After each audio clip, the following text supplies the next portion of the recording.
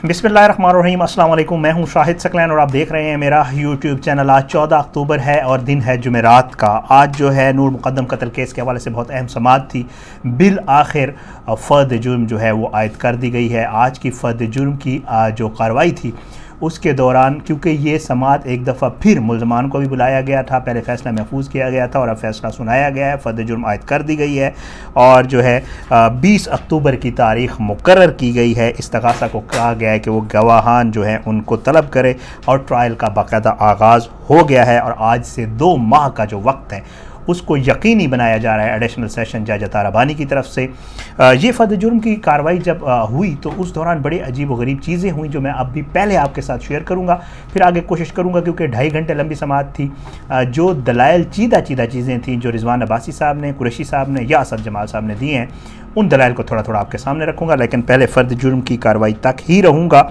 आज जो है जब फ़र्द जुर्म आयद हुई तो उसके बाद मुल्ज़मान ने दस्तखत किए और जो है दस्तखत के दौरान जो है जब ये दस्तखत का कागज़ ज़ाकिर जाफ़िर के पास आया तो उसने कहा जी मुझे बताया जाए ये क्या है। तो जज तो उन्हें बताया गया कि जी ये फ़र्द जुर्म के डॉक्यूमेंट्स हैं। तो उसने कहा कि सॉरी, मेरे वकील ने आपसे वक्त मांगा था कि थोड़ा सा वक्त दे दें। तो अदालत ने कहा कि अदालत अपने मामलात पे ख़ुद फ़ैसले करती होती है, हमने आपसे कोई बात नहीं वो करनी, आप इस पर दस्तखत करें। बहरहाल उसने जो ज़ाकिर जाफ़िर उसने दस्तखत नहीं किए। उसके बाद ये डॉक्यूमेंट्स असमत के पास गए तो असमत ने भी उसके ऊपर दस्तखत, ज़ाकिर जाफ़िर ने मना किया असमत को कि वो दस्तखत ना करे और असमत ने उसके ऊपर दस्तखत नहीं किए।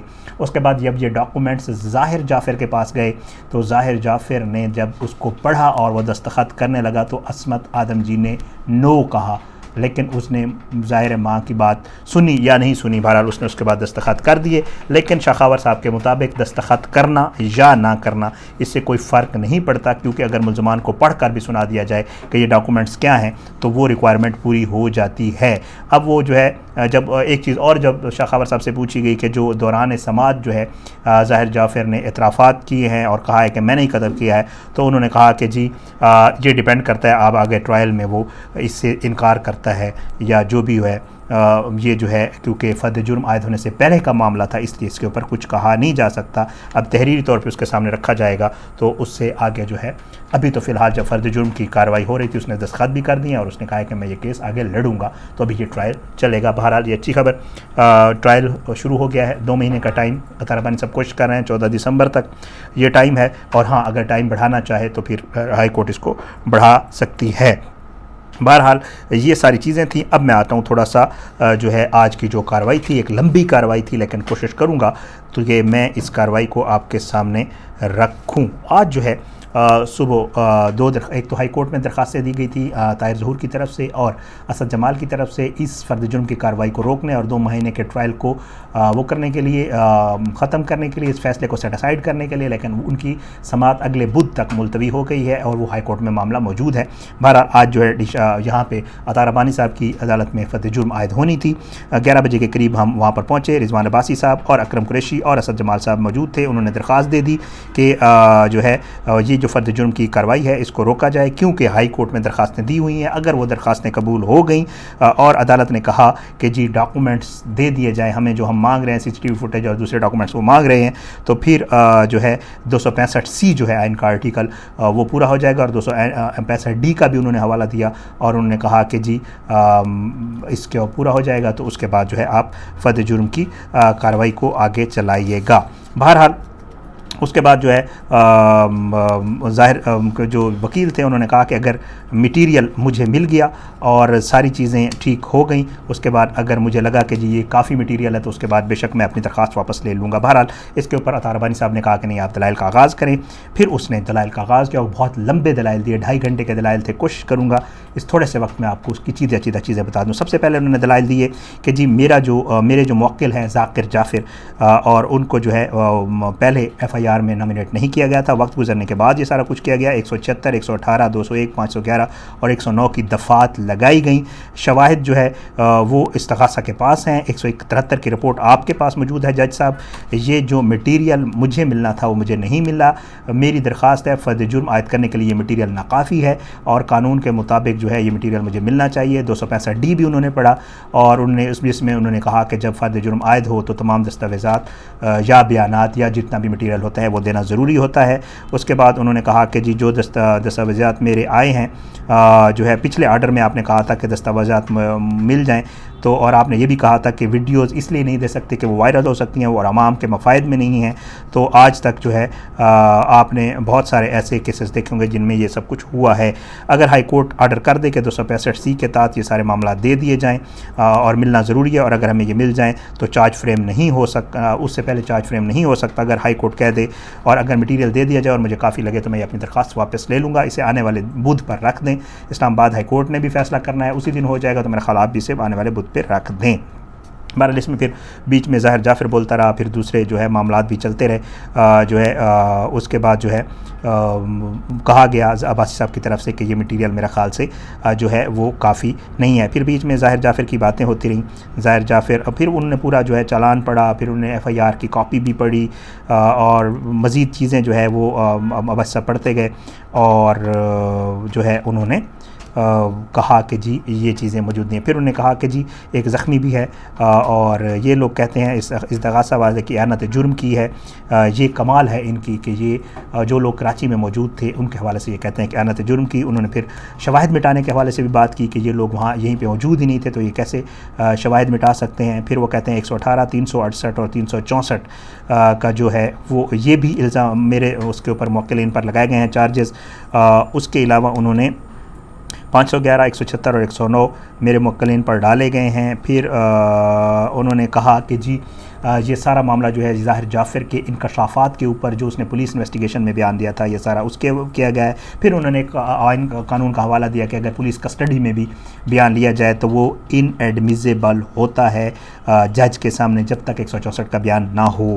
بہرحال انہوں نے 3 اور سیکشن کی بات کی، انہوں نے کہا یہ سیکشنز بھی میری سمجھ سے بالاتر ہیں۔ پھر انہوں نے اپنے ڈاکومنٹس کا کہ آپ کے کہنے پر جو ڈاکومنٹس مجھے ملے ہیں ان کا تعلق میرے موکل سے ہے ہی نہیں، انہوں نے کہا جو مجھے ملے ہیں وہ فردات ہیں، نور کے بکل سویپ، اس کے علاوہ جو ہے آلہ قتل، پھر اس کے علاوہ سوئس چاقو، پھر اس کے علاوہ میرے مطلب وہ کہتے ہیں کہ میگزین، پستول، ان چیزوں کے فردات دیے گئے ہیں جو میرے مطلب ہے اس کا نہیں ہے، جو میرے کام کے نہیں۔ پھر اس میں بیچ میں ظاہر بھی بولا کہ پستول میرے باپ کا تھا، اور اس نے کہا رضوان عباسی نے کہا جو کچھ دیا گیا اس کا میرے موکل سے کوئی تعلق نہیں ہے۔ اب آگے چل کے پھر رضوان عباسی صاحب کہتے ہیں کہ اسپیشلی جو پسٹل ہے وہ میرے موکل کے نام پہ ضرور رجسٹرڈ ہے لیکن وہ کرائم ویپن نہیں ہے، اس سے کسی کی جان نہیں لی گئی۔ پھر ان نقشہ جو بنایا جاتا ہے پولیس کی طرف سے اس کا بھی ذکر کیا، ظاہر اس دوران رو پڑا۔ بہرحال وہ سارا میں آپ کو پچھلی ویڈیوز میں بتا چکا ہوں، ٹھیک ہے۔ اس کے بعد جو ہے عباسی صاحب جو ہے وہ آئے کہ عباسی صاحب نے کہا کہ جی میرے موکلین کراچی میں تھے۔ اچھا پھر وہ کہتا ہے کہ جی موبائل ڈیٹا کو بیس بنایا گیا ہے، اگلی بات پہ وہ آیا اور انہوں نے کہا کہ میرے موکلین کراچی میں تھے، ان کے پاس موبائل ڈیٹا CDR ضرور موجود ہے، بات چیت ہوئی ہے لیکن بات کا کوئی ٹرانسکرپٹ موجود نہیں ہے، تو یہ کیسے کہہ سکتے ہیں کہ والدین نے بیٹے کو کہا کہ نور کو قتل کر دے۔ اچھا اس کے بعد جی کہتا ہے کہ جی ثبوت مٹانے کا کہا گیا، یہ میری سمجھ سے بالاتر ہے۔ کیا پولیس کو ثبوت جمع کرنے میں کوئی مشکل پیش آئی ہے یا میرے موکلین اس میں مشکل بنے ہیں، یا تو پولیس نے سارا کچھ امیجینیشن اور پرسیپشن کی بنیاد پر جتنی بھی رپورٹ لکھی ہے کسی ایک گواہ کو ایک لفظ یا شواہد مٹانے کے اعانت جرم کے حوالے سے کوئی بھی یہ ثبوت دے دیں کہ ایسی کوئی بات ہوئی ہے تو مان لوں گا۔ اچھا اور انہوں نے کہا کہ جی یہ فرد جرم عائد کرنے کے لیے ناکافی مٹیریل ہے، استغاثہ نے بھی نہیں کہا کہ ان کو علم تھا۔ 109 کا اطلاق کیسے ہو سکتا ہے یہ بھی انہوں نے کہا۔ پھر وہ کہتا ہے کہ اگر موبائل گھر پہ موجود ہو اور اس موبائل کے اوپر کال کی جائے ضروری نہیں کہ آگے وہی بندہ اٹھائے جس کے نام پہ نمبر ہو۔ پھر جو ہے وہ کہتا ہے کہ جی یہ سب کچھ پروزیکیوشن نے پروو کرنا تھا لیکن یہاں پہ یہ معاملہ ڈیفنس پہ ڈال دیا گیا ہے، میڈیا کی وجہ سے یہ ہائپ بنی ہوئی ہے۔ کیا میڈیا عدالتیں میڈیا ہائپ پر چلتی ہیں؟ کیا کسی کیس کو ہائی پروفائل کہا جاتا ہے؟ کیسز کا کوئی پروفائل نہیں ہوتا، جو ہے جو ضروری مٹیریل ہے میرے کلائنٹ کے حد تک یہ کیس جو ہے میڈیا پر بہت زیادہ ہائپ کریٹ کر گیا، اس وجہ سے یہ سارا کچھ ہوا ہے۔ اس سے آگے جو ہے انہوں نے کہا کہ جی میں کرتا ہوں ذاکر جعفر کی حد تک جو ہے یہ فرد جرم عائد نہیں ہو سکتی، انہیں جو ہے بیل دی جائے۔ تقریباً 2.5 گھنٹے کی بعد جو ہے تقریباً 11 بجے یہ شروع ہوئے تھے، 11:15 بجے اور 1:30 بجے تک انہوں نے دلائل دیے۔ پھر اس کے بعد شاخاور نے کہا 24 جولائی کا بیان پڑھا گیا ہے، دوبارہ نہیں پڑھنا چاہتا، دفعات بھی بتائی گئی ہیں، میں دوبارہ نہیں بتانا چاہتا۔ وہ کہتے ہیں کہ یہ کس طرح ہو سکتا ہے کہ کوئی وکیل کسی کورٹ کو بتائے کہ کورٹ نے کیا کرنا ہے. انہوں نے کہا 265 جو ہے اس پہ جب فرد جرم عائد ہو چکی ہوتی ہے اس کے بعد یہ سارے حوالے دیے جا سکتے ہیں. پولیس رپورٹ وغیرہ پڑھ لی گئی ہے. چالان بھی مکمل یا نامکمل ہو 265 میں یہ لکھا ہوا ہے کہ یہ بہت سادہ سا معاملہ ہے, یہ فیصلہ کورٹ نے کرنا ہے. تو انہوں نے کہا کہ فرد جرم عائد ہونے کے بعد یہ سارا کچھ ہو سکتا ہے, جس کا میرے دوست وکیل نے ذکر کیا ہے. جب گواہ آئیں گے, جب ٹرائل ہوگا, کون سی دفعہ لگانی ہے, کون سی دفعہ کم کرنی ہے, یہ سارا بھی جو ہے کورٹ کے اوپر ڈیپینڈ کرے گا. بہرحال یہ بعد میں سارا کچھ ہو سکتا ہے. تو انہوں نے کہا کہ جی میں تو یہی سمجھتا ہوں کہ آج آپ چارج فریم کر دیں. بہرحال ایک چیز انہوں نے کہا کہ جی صدف درانی اچھا پھر تھراپی واس والوں کا وکیل آیا, اس نے کہا کہ ویڈیوز دیکھیں اور یہ دیکھیں کہ وہ ٹیم دوبارہ جب وہاں پہ گئی تو ان کے خلاف جو دفعات لگائی گئی ہیں وہ نہیں لگنی چاہیے, تھراپی واس والوں کے وکیل نے کہا. پھر جو ہے انہوں نے کہا کہ صدف درانی ایک خاتون ہے, اس کا نام بھی بعد میں ڈالا گیا. پھر اس کے بعد جو ہے عباسی صاحب کے دلائل جو ہے وہ مکمل ہو گئے, اور اس کے بعد جو ہے وہ وکیل آئے اسد جمال صاحب نے کہا, یہ عصمت کے وکیل ہیں, انہوں نے کہا ہم نے درخواستیں دیا ہیں کورٹ میں, اگلے بدھ کو فیصلہ ہونا ہے. ہم یہ سمجھتے ہیں کہ فرد جرم عائد نہ کی جائے, کیونکہ اگلے بدھ کو اگر فیصلہ ہو جائے تو اس کے بعد جو ہے آپ اس کے اوپر فیصلہ کر لیجئے گا, فی الحال فرد جرم کو روک دیں. تمام شواہد کی عدم موجودگی میں 265 جو ہے وہ اس کے اوپر لاگو نہیں ہوتا. آپ نے سارے شواہد دیکھنے ہیں. اگر یقینی طور پر آپ کے پاس یہ سب کچھ اختیار ہے, آئین کی نظر میں سمجھتا ہوں کہ یہ ناقابل قبول ہوگا اگر آپ فرد جرم عائد کر دیں. بہرحال یہ سارے دلائل انہوں نے کہا تمام لوگوں کو آپ کو سننا چاہیے. اس میں اکرم قریشی صاحب جو ہیں تھراپی ورس کے طاہر ظہور کے وکیل ہے, اس نے کہا کہ یہ لڑکا بہت چیخ و پکار کر رہا ہے. ظاہر جعفر کا اس نے کہا میں سمجھتا ہوں کہ اس کو بھی آپ سن لیں. بہرحال یہ سارے معاملات چلے اور اس کے بعد جو ہے جج صاحب نے فیصلہ محفوظ کر لیا, اور فیصلہ محفوظ کرنے کے بعد جو ہے وہ سنا دیا, اور ان 12 ملزمان پر فرد جرم عائد ہو گئی ہے. اب 20 اکتوبر سے یہ ٹرائل آگے چلے گا. یہ وہ کارروائی تھی جو ابھی تک میں نے آپ لوگوں کو نہیں بتائی تھی. آج کی ویڈیو اتنا ہی. آنے والی کسی ویڈیو تک میں اجازت, اپنا بہت خیال رکھیے گا. اللہ پاکستان کا امن ناصر اس کے خلاف سازشیں کرنے والوں کو نیست و نابود کرے. آمین ثم آمین. پاکستان زندہ باد. اللہ حافظ.